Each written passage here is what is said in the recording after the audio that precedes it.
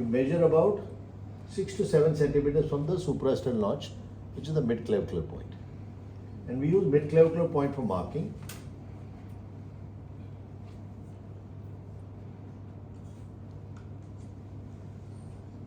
So it would be roughly the same. I'll just test for you.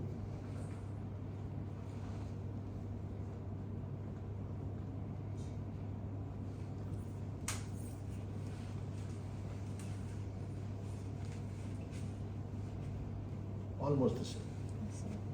In this case, it is going to fall in a classical position because it's a made to order chest, but it can't be the case, right? Now, the lateral crease. This you can generally see and make. It should join the inframammary fold. Is that okay? Why fifth intercostal space? You can take it to him now. He's going to answer. You're going to be on YouTube. That is. If you don't know, it's all right. You know or you don't? Anybody? Fifth intercostal space is the line on which the breast develops. Have you seen the animals? You find multiple breasts in the same line. We are walking straight, so that's the line. So mid-clavicular line is along which the accessory breast also. I mean the extra breast may also appear. Accessory would be elsewhere. I'm correcting myself. So fifth intercostal space is the breast line, as they call it. Is okay? Clear? So we use that as a reference point. Now, what is the significance of footprint? You don't want the distance between the upper limit of the breast and the nipple to be very, very small when you're correcting. Otherwise, it will be a high riding nipple that you'll get. So we try to keep it to 8 to 10 centimeters. It's important. You don't only measure from here and from other places. So now I'm going for the next measurement, which is notch to nipple distance.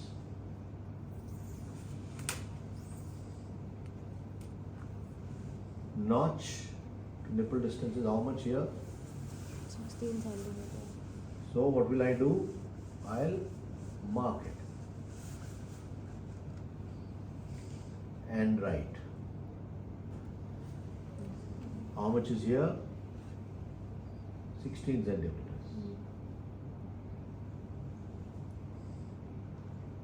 I'll try to achieve the same when I am done. What is the usual size of areola? NAC we call it. Nipple areola complex. 2 to 3 centimeters. Speak loudly. 2 to 3 centimeters. It's roughly, we take it as 4 centimeters. 4 to 5 centimeters, 2 to 3 small. So we have some measurements in place before we move. Now, suppose there is a lesion which is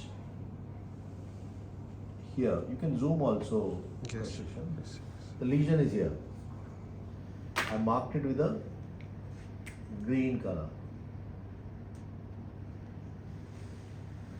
Now I have to plan my round block incision.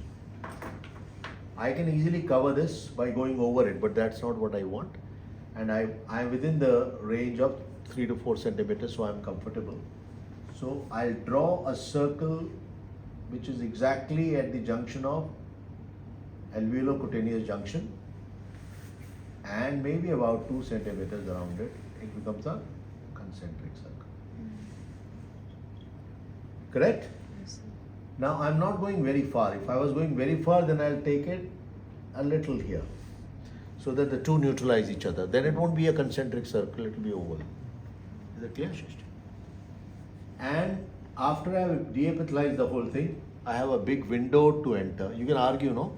Why don't you go through one incision and creating a big fuss for nothing? So it allows me a space. Plus I can get an anterior margin which is clear, and I can go in this plane, get it out, and then I'm putting a purse string, getting it close to it. And that is round block. In a short, you've seen the video already. I'm just showing the marking. Suppose I decide to do, in this patient, it is not a ptotic breast. So usually round block is done in grade 1 or grade 2 ptosis, not beyond that, because then it will hang. But I tell you, even in those patients it works out very well. But you need to correct on the other side. If I have to correct on the other side, suppose by doing this, by doing round block, usually the nipple goes up by 2 to 3 centimeters, 2 centimeters at best. So I can draw a crescent here of 2 centimeter, deepithelize, close. So it gets pulled up. That is mastopexy. It's called crescent mastopexy.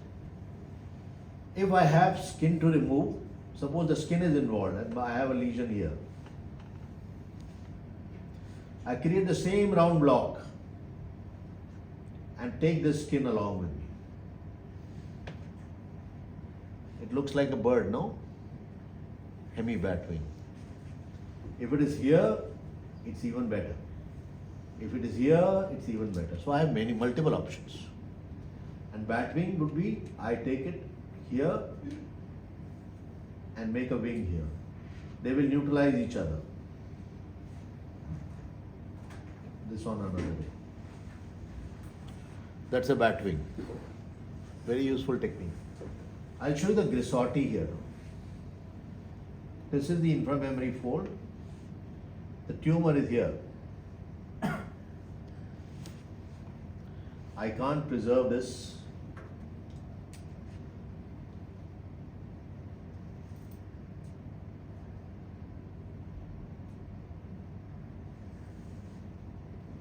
This has to go. So what do? I'll use this color. I'll take an incision to cover up an adequate margin of this and go vertically down, get the tumor out. This is not an ideal case to lift up because the distance between notch to nipple is how much? Notch to IMF. 7 centimeters. And I need at least 8 to 10. But I'll show you. And for that you'll have to get up. You need to get up. You're short. You hold it like this. Right? Otherwise it won't be clear. You can come this side if it is not visible. गिरना नहीं है, इसको भी नहीं, तुम्हें भी नहीं. Now, suppose it was longer. What do? I draw two vertical lines going up to the inframammary fold. इसको पकड़ लो इधर आके, पीछे हाथ लगा लो, एक हाथ बस, एक हाथ एक ही जगह. Vertically down. Okay. Now I'll measure this distance. In this case it is less, so divide it into 3/3. And at the second third I'll go along the IMF and create a disc somewhere here which should measure, and this entire thing including this gets deepithelialized. Now the importance of this part is very special. This is deepithelialized, all of this. And these two, edges, they go and work like a hook on both the sides. And this would be 9 o'clock, whatever clock, 9 o'clock. This would be 12 o'clock. So this 9 o'clock will come at 12 o'clock here. So rotation, advancement, dermo-glandular flap. Dermal, skin, glandular means breast. So that will be the Grissotti flap. This was the round block mastopexy. This is the battering.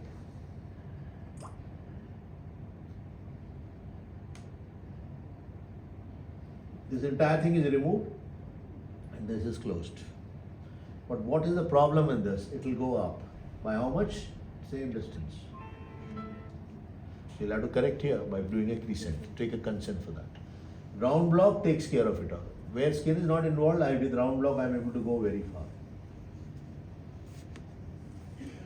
So round block and Grissotti is clear. Crescent is clear. Wise pattern mastopexy. Wise pattern mammoplasty. Marking you all know. You know it? So how do you look for the nipple areolar complexity? The IMF should match the, yeah, but in this case there is no ptosis. We use Pythagoras technique. So we will, if I put it under the inframammary fold on one side and on the breast on the other side, that is my new nipple. The other method is by putting your finger behind and thumb in front. Where they meet is the new position of the nipple areola complex. And where should that new position be? In the breast gradient. Gradient is very important. And how do I mark it? You were seeing this is the gradient. So I'm marking it. And the trouble used to be here. So what do? You saw in the video. I'll mark it like this. Similarly here.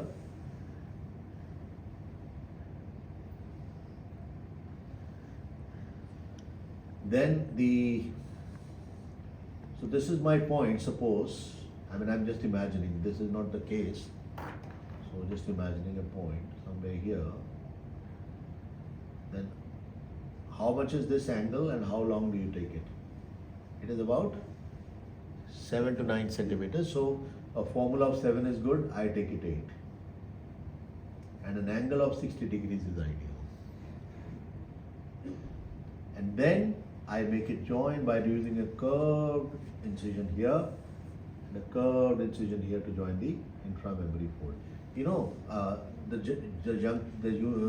total of this and this is the inframammary fold, because this is going to come here, this is going to come here, and now marking the pedicle, 4 centimeters on either side.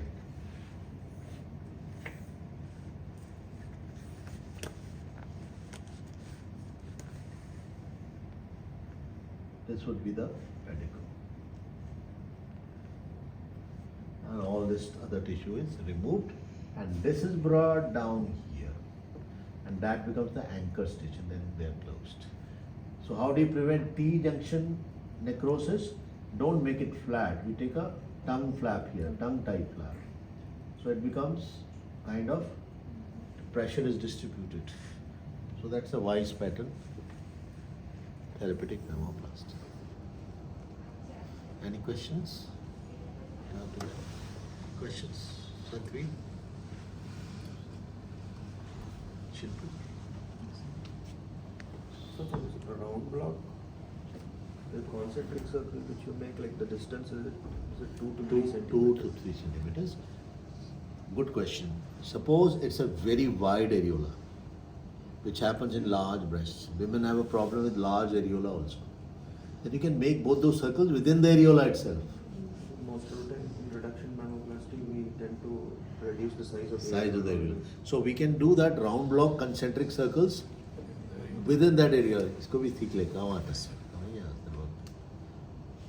Big outer, inner, उसी को you deepithelize, and then you have nothing to do with the breast skin. You will not believe the kind of result round block mastopexy, round block approach gives. It is not just a round block. All credit to Benelli. Through that, I reach all tumors. They've seen it. I'll remove through that, but I'll fill it through perforator flap. It is not just removing it. You have to keep the skin intact. Unnecessary removal of skin causes shortening of the breast. You do that only in therapeutic mammoplasty. But round block, and also the battering.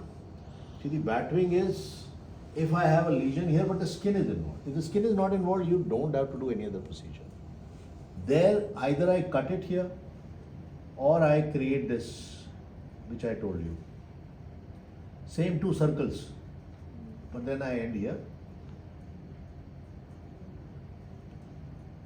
It's these triangles that neutralize each other. But still you'll have a little lifting. I do even this with round block. What do? I cut this part of the skin and I'll do a little bit of cheating to get it into the purse string, and it falls into purse string. Otherwise, the easier method is you remove it, it will look like round block jab complete ho jayega, then it will look like one more incision here, which is called racket mastopexy. Tennis racket. So the whole approach to even removing a lump, lumpectomy also, Santavir, if you're doing, it should not be done the wrong way. You saw that. What is the bird beak deformity you were thinking? See, I make an incision here like this. I'm supposed to make it vertical. radial incision in the lower part, upper part parallel incision. So if I make a radial incision, I have no problem because I'll approximate, projection won't go anywhere. But if there is no volume here, and I make a horizontal incision, so what will happen? It will heal and it will hang like this. This is the bird beak deformity. Very common. I need to fill this space. So the lower pole should be filled with volume to make that bulge intact. So don't just remove a lump there. It means a lot. So if I have to, thinking oncoplastically, even if it is a benign lump, what am I going to do? I am going to have a vertical incision. Remove. This is not according to the K lines. That's what I was trying to highlight. You make a vertical incision and take a wing. Exactly like the inverted T. I'll remove the lump, close it, no deformity. Because volume is moved in.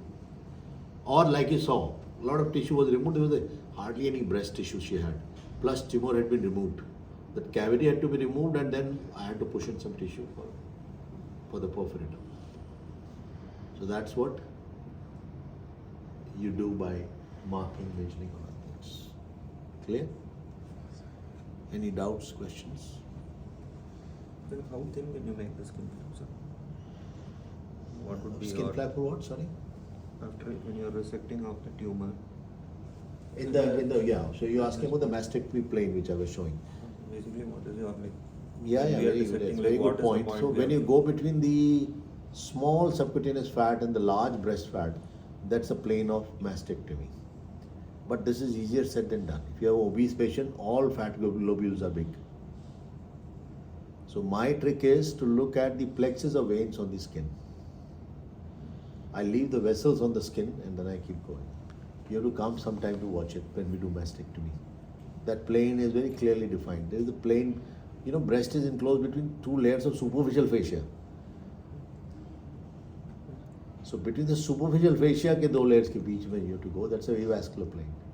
Most people leave a lot of breast tissue there. So you don't have to make it so thin. But in this case, we are dealing with cancer. When you do cosmetic surgery, you don't have to worry.